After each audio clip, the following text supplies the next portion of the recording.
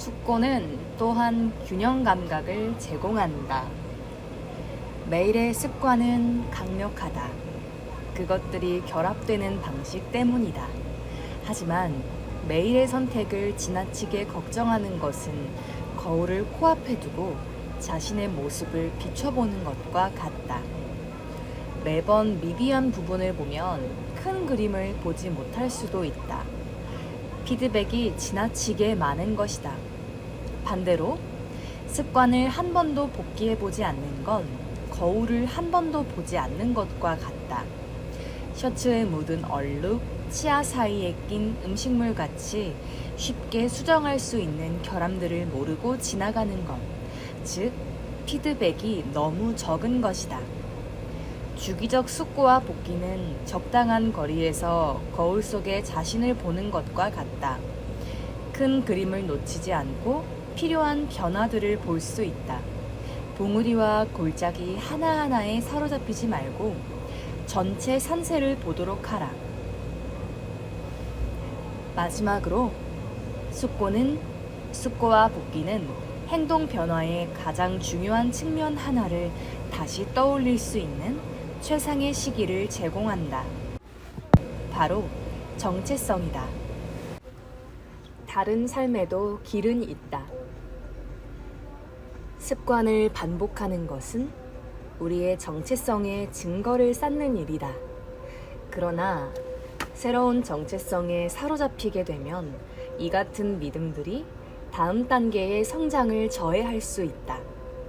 부정적으로 작용하면 정체성은 자신의 약점을 부정하고 진정한 성장을 가로막는 일종의 자존심을 만들어낸다. 이는 습관을 세울 때 커다란 문제가 된다.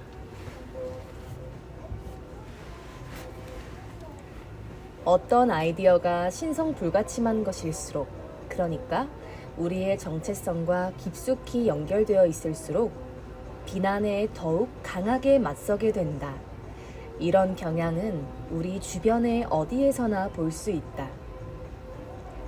학교 선생님은 혁신적인 교수법을 배제하고 기존에 증명된 교수 계획을 고수한다. 숙련된 관리자는 자기 방식으로만 일할 것을 강요한다. 외과 의사는 자기보다 어린 동료들의 의견을 무시한다. 가수는 감동적인 첫 번째 앨범을 만들어내고 나서 틀에 박힌 앨범을 발표한다. 우리가 어떤 정체성을 고수할수록 그것을 넘어 성장하기는 힘들어진다. 나를 구성하는 정체성 중 일부를 거대하게 만들지 않으면 이 문제들은 해결된다. 폴 그레이엄식으로 말하면 당신의 정체성을 작게 유지하라. 하나의 믿음이 나를 규정하게 될수록 삶에서 도전을 맞닥뜨릴 때 적응하는 능력이 줄어든다. 모든 것을 포인트 가드나 회사 상급자에게 연결시키면 어느 날 그들이 사라졌을 때 우리는 방향을 잃고 난파될 것이다. 채식주의자인데 식습관을 바꿔야 하는 건강 상태가 되면 정체성 위기가 생겨날 것이다. 한 가지 정체성을 지나치게 붙잡고 있으면 결국은 부러진다. 한 가지를 잃으면 자기 자신 전체를 잃는 것이다. 어린 시절 내 정체성의 주요 부분은 운동선수였다. 사고로 야구 인생이 끝났을 때 나 자신을 찾으며 무척이나 고통스러웠다. 한 가지 방식으로 자신을 규정하면서 전 생애를 보내면 그것이 사라졌을 때 그럼 지금 나는 누구지? 라는 의문이 든다.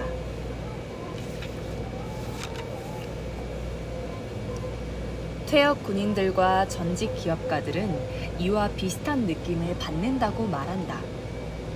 당신의 정체성이 난 위대한 군인이야 같은 한 가지 믿음으로 겹겹이 쌓여 있다면 복무 기간이 끝나고 나서 무슨 일이 벌어지겠는가? 많은 사업가가 자신의 정체성을 나는 CEO야 또는 난 이 회사 설립자야 라고 규정한다. 깨어있는 시간을 모두 사업을 운영하면서 보냈다면 회사를 판 다음에는 어떤 기분을 느끼겠는가? 이런 정체성 상실에서 오는 충격을 줄이려면 자신이 해왔던 특정한 역할이 변화할 때조차 정체성의 중요한 측면들이 유지되도록 자신을 재규정하는 것이다. 나는 운동선수야.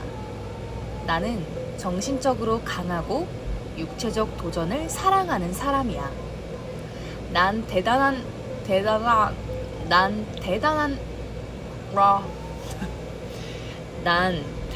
군인이야. 난 단련되고 믿을만하고 팀에서 대단한 일을 하는 사람이야. 난 CEO야. 난 기초를 세우고 창조하는 사람이야. 효과적으로 선택했다면 정체성은 꺾이지 않고 구부러진다. 물이 장애물을 돌아 흘러가듯이 정체성은 환경에 대항하지 않고 함께 작용한다. 도덕경에는 이런 생각이 완벽하게 표현되어 있다. 사람은 부드럽고 유연하게 태어난다. 죽으면 뻣뻣하고 딱딱해진다. 초목은 연하고 휘어지게 태어난다. 죽으면 부서지고 말라 비틀어진다. 뻣뻣하고 유연하지 않은 사람은 죽음의 신봉자이리라. 부드럽고 유연한 사람은 삶의 신봉자이리라. 딱딱하고 뻣뻣한 것은 부서진다. 부드럽고 유연한 것이 마침내 승리한다. 습관은 수많은 이득을 가져다 주지만 반대로 우리를 이전의 사고와 행동에 가두기도 한다. 세상이 바뀌고 있을 때조차도 말이다. 세상의 모든 것은 영구하지 않다. 삶은 끊임없이 변화하고 그리하여 우리는 주기적으로 과거의 습관과 믿음이 여전히 자신에게 이득을 주고 있는지를 살펴보아야 한다. 자기인식 결여는 독이다. 숙고와 복귀는 해독제다. 요약. 습관의 긍정적인 측면은 일부러 생각하지 않고 어떤 일을 할 수 있게 해준다는 것이다. 부정적인 측면은 작은 실수들에 주의를 기울이지 않게 된다는 것이다. 습관 플러스 의도적인 실행은 숙련. 숙고와 복귀는 자신의 성과를 의식적으로 생각할 수 있게 해주는 과정이다. 한 가지 정체성을 고수할수록 그것을 넘어 성장하기는 힘들다.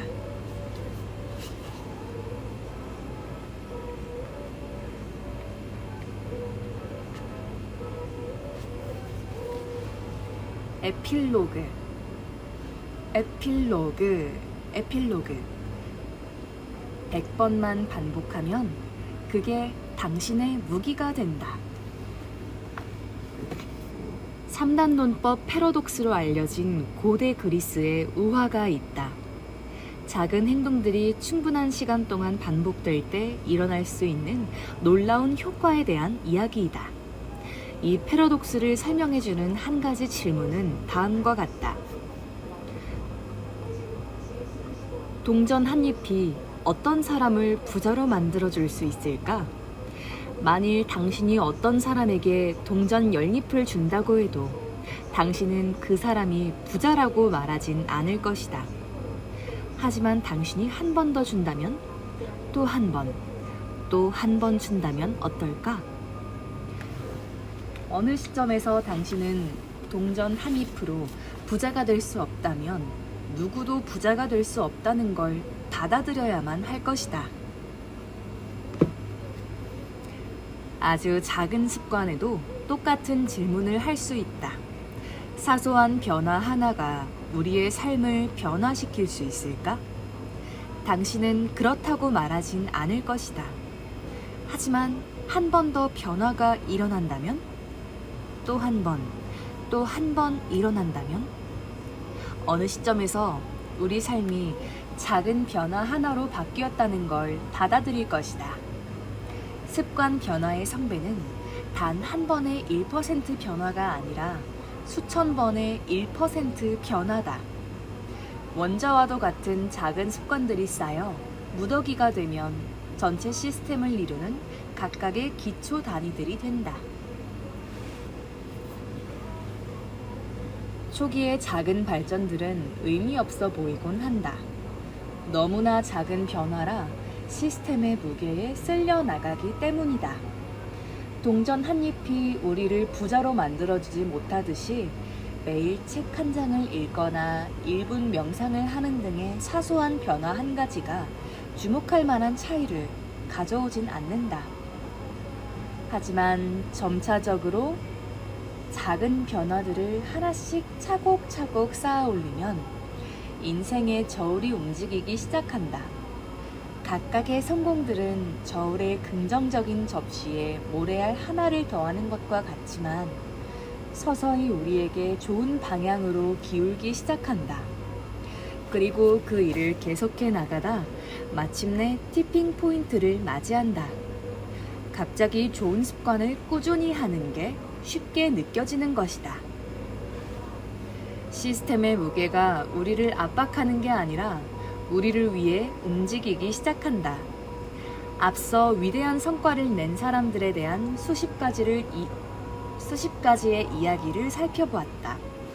작은 습관들의 과학을 이용해 기술을 숙련하고 자기 분야의 최고의 자리에 오른 올림픽 금메달리스트, 상을 받은 예술가들, 비즈니스 리더, 구조대 의사, 스타 코미디언의 이야기를 보았다. 우리가 다룬 개인, 팀, 회사들은 모두 어려운 상황에 직면했지만 궁극적으로 이와 같은 방식, 즉 아주 작지만 꾸준하고 끊임없는 향상을 이룸으로써 진일보했다.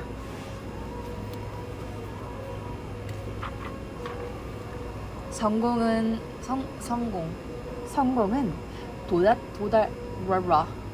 도달해야 할 목표나 결승점이 아니다. 발전하기 위한 시스템이고 개선을 위한 끝없는 과정이다. 이미 말했듯이 습관을 바꾸는데 어려움을 겪고 있다면 문제는 당신이 아니다. 문제는 당신의 시스템이다. 나쁜 습관들은 계속 반복되는데 이는 당신이 변화하길 원치 않아서가 아니라 잘못된 시스템을 가지고 있기 때문이다. 이 책을 덮으면서 나는 그 반대가 진실이길 바란다.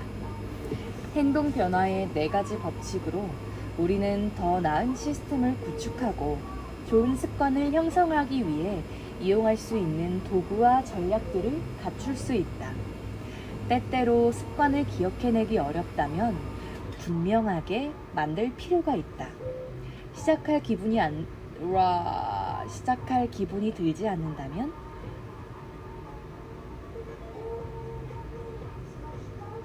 시작할 기분이 들지 않는다면 매력적으로 만들 필요가 있다. 어떤 습관이 지나치게 어려운 것이라면 하기 쉽게 만들 필요가 있다. 그 습관을 꾸준히 할 기분이 들지 않는다면 만족스럽게 만들 필요가 있다. 이것은 꾸준한 과정이다. 결승선은 없다. 영원히 통하는 해결책도 없다. 발전할 방법을 찾고 있다면 다음번 정체기가 올 때까지 4가지 행동 변화 법칙을 교대로 반복하라. 분명하게 만들어라. 매력적으로 만들어라. 하기 쉽게 만들어라. 만족스럽게 만들어라. 한 회 한 회 반복한다. 늘 1% 더 나아지기 위해 다음 방법을 찾아라. 결과를 지속시키는 비결은 발전을 멈추지 않는 것이다. 일하는 것을 멈추지 않는다면 성과를 낼 수 있다. 운동을 그만두지 않는다면 건강을 얻을 것이다. 배움을 그만두지 않는다면 지식을 얻을 것이다. 저축을 멈추지 않는다면 부를 쌓을 것이다. 배려를 멈추지 않는다면 우정을 얻을 것이다. 작은 습관들은 더하기가 아니다. 그것들은 복리로 불어난다. 이것이 아주 작은 습관의 힘이다. 변화는 미미하다. 하지만 결과는 상상 그 이상이다. 사람들의 행동에 관한 18가지 진실. 이 책에서 나는 인간 행동에 관한 4단계 모델을 소개했다. 신호, 열망, 반응, 보상이 그것이다. 이 모델은 우리에게 새로운 습관을 만드는 방법을 가르쳐 줄 뿐만 아니라 행동에 관한 흥미로운 시각을 알려준다. 이 장에서 난 이 모델로 확인할 수 있는 몇 가지 교훈들을 엮어 놓았다. 이 예시들의 목적은 사람들의 행동을 묘사하는데 이 모델이 얼마나 유용하고 포괄적인지 분명히 하는 것이다. 이 모델을 이해하고 나면 어디서든 그 사례를 발견할 것이다. 인식은 욕구에 앞서 일어난다. 열망은 우리가 어떤 신호의 의미를 부여할 때 만들어진다. 우리 뇌는 현재 상황을 묘사하기 위해 감정이나 느낌을 구성하는데 이 말은 기회를 알아챈 후에야 열망이 일어날 수 있다는 의미다. 행복은 단지 욕망이 없는 상태다. 신호를 관찰했지만 자신의 상태를 변화시키고 싶은 열망이 없다면 현재 상황에 만족하고 있는 것이다. 행복은 즐거움을 획득하는 일에 관한 것이 아니라 욕망이 없는 상태에 관한 것이다. 이는 다르게 느껴야 한다는 충동이 없을 때 일어난다. 행복은 더 이상 자신의 상태를 변화시키고 싶지 않은 순간으로 진입한 상태이다.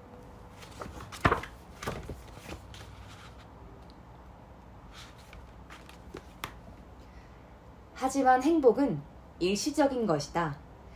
늘 새로운 열망이 뒤따르기 때문이다. 캐드 버드리스의 말 맞다나 행복은 한 가지 욕망이 충족된 상태와 새로운 욕망이 형성되는 상태, 그 중간에 존재한다. 이와 마찬가지로 고통은 상태를 변화시키고자 하는 열망과 그것을 얻는 것 사이에 존재한다. 우리는 즐거움에 관한 개념을 쫓는다. 각자 마음속에서 만들어낸 즐거움에 관한 이미지는 모두 다르다. 행동 시점에서 우리는 그 이미지를 얻을지 알지 못한다. 만족감은 그 다음에 온다. 오스트리아의 신경과학자 빅터 프랭클이 행복은 추구하는 게 아니라 어떤 결과로 나타나는 것이다. 욕망은 추구할 수 있다.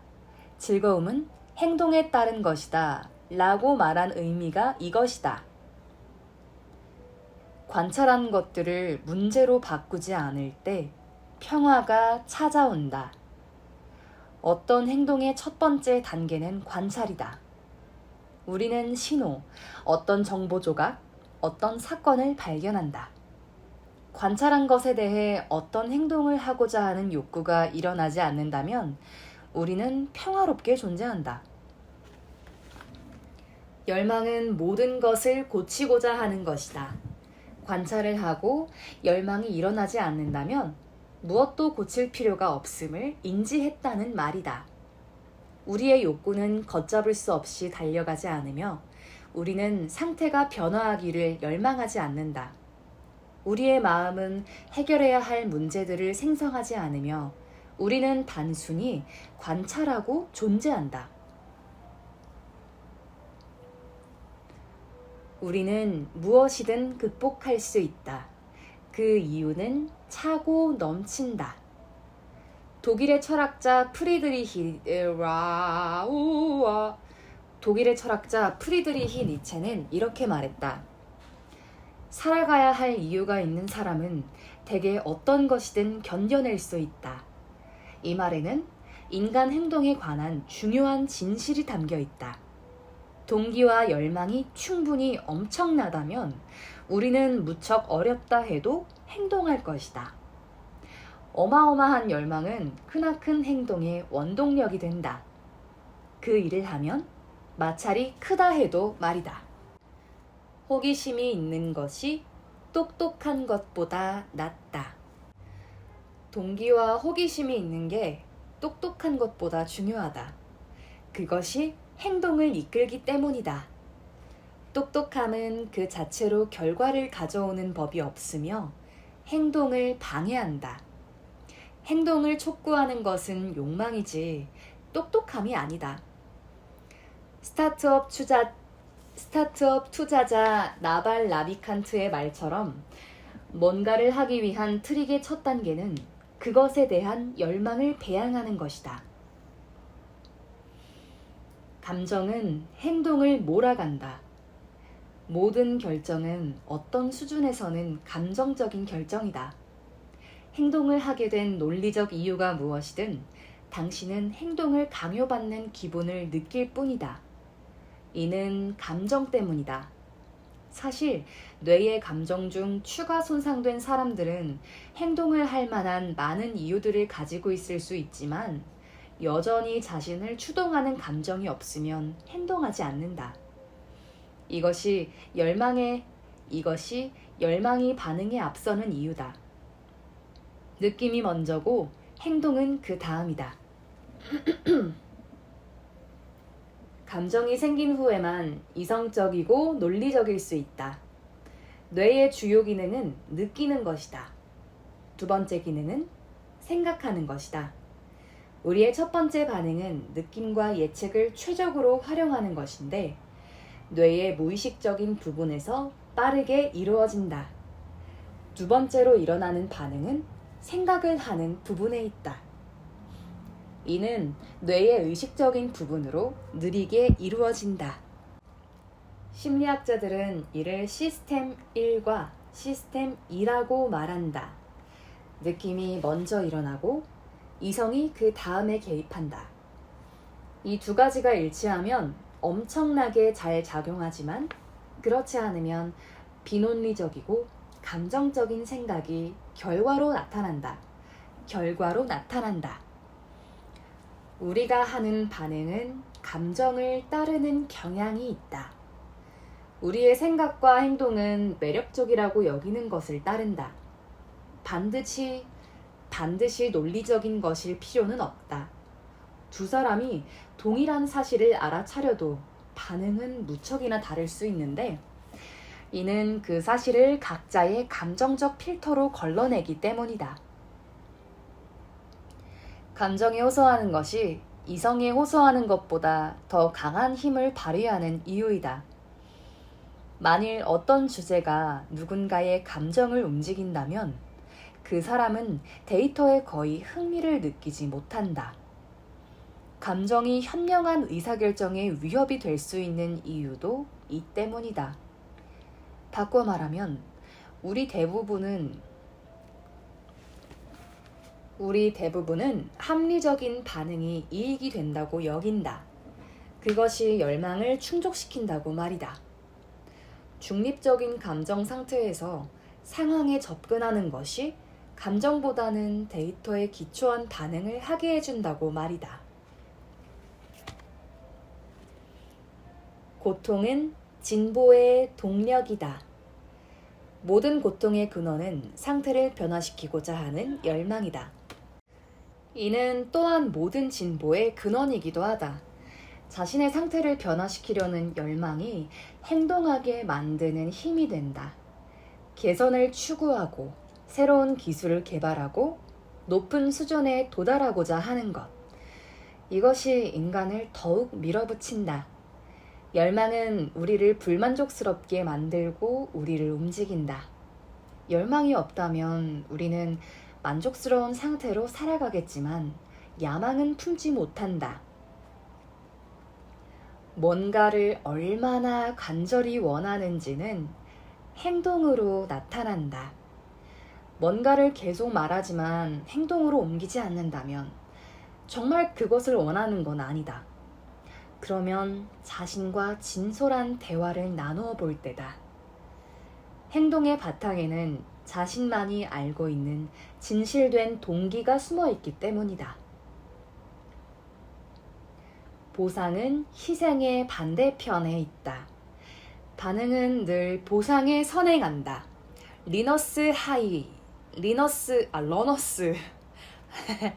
러너스 하이는 오직 힘들게 일한 다음에만 온다.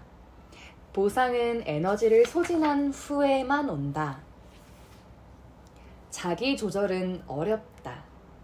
만족스럽지 않기 때문이다. 보상은 열망을 충족시키는 결과물이다. 이는 자기 조절을 효용없이 만들어버리는데 열망을 억제하면 열망이 해소되지 않기 때문이다. 유혹에 저항하는 것은 열망을 충족시키지 못한다. 그저 열망을 무시할 뿐이다. 지나간 열망을 위한 공간을 만들어낼 뿐이다. 자기 조절은 열망을 충족시키기보다는 열망을 그냥 방출해버리게 한다. 우리의 기대가 만족감을 결정한다. 열망과 보상 사이의 간극은 우리가 행동을 취한 후 얼마나 만족감을 느끼느냐를 결정한다. 기대와 결과 사이의 불일치가 긍정적이라면 장차 그 행동을 반복할 것이다. 그 불일치가 부정적이라면 그렇게 하지 않는다. 예를 들어 $10를 벌 것을 기대했는데 $100를 벌었다면 무척 기분이 좋을 것이다. 하지만 $100를 벌 것을 기대했는데 $10를 벌었다면 실망할 것이다. 기대는 만족감을 변화시킨다. 기대가 높았지만 경험 수준이 평균적이라면 실망할 것이다. 기대가 낮았지만 경험 수준이 평균적이라면 기쁠 것이다. 좋아하는 것과 원하는 것이 대략 비슷할 때 우리는 만족감을 느낀다. 만족감은 좋아하는 것 마이너스 원하는 것. 만족감은 좋아하는 것 마이너스 원하는 것.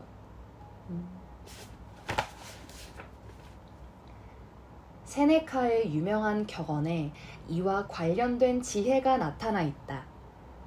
가난은 가진 것이 너무 적다는 말이 아니다. 원하는 것이 훨씬 많다는 말이다. 원하는 것이 좋아하는 것을 넘어선다면 늘 불만족스럽고 해결책보다 문제에 더 무게를 둘 것이다. 행복은 상대적이다. 처음 내 글을 대중들과 공유했을 때 난 3개월 만에 1000명의 구독자를 얻었다. 나는 부모님과 친구들에게 알렸고 모두 축하해 주었었다. 나는 흥분했고 글을 쓸 동기가 솟아났다. 몇 년 후 나는 1000명이 매일 내 글을 구독하고 있음을 깨달았다. 하지만 아무에게도 말할 생각을 하지 않았다. 그 상황을 일상으로 느끼게 된 것이다. 그 전보다 결과를 90배 이상 빨리 얻어내고 있었지만 나는 조금 기쁠 뿐이었다. 얼마 지나지 않아 나는 몇 년 전만 해도 몽상같이 느껴졌던 일들이 일어나고 있는데 축하할 생각을 하지 않는다는 게 얼마나 어처구니 없는지 깨달았다. 실패의 고통은 기대치와 관계가 있다. 열망이 크면 결과가 좋지 않을 때 상처를 입는다. 원하는 것을 얻지 못하면 처음에 생각지 않았던 것을 얻지 못했을 때보다 훨씬 더 상처가 된다. 이 때문에 사람들이 이렇게 말하는 것이다. 큰 기대는 하지 마라. 느낌은 행동 전후에 온다. 행동하기 전에 우리는 행동을 해야겠다는 동기가 일어나는 느낌을 경험한다. 바로 열망이다. 행동을 한 후에는 장차 그 행동을 다시 할 것인지 알려주는 느낌을 받는다. 바로 보상이다.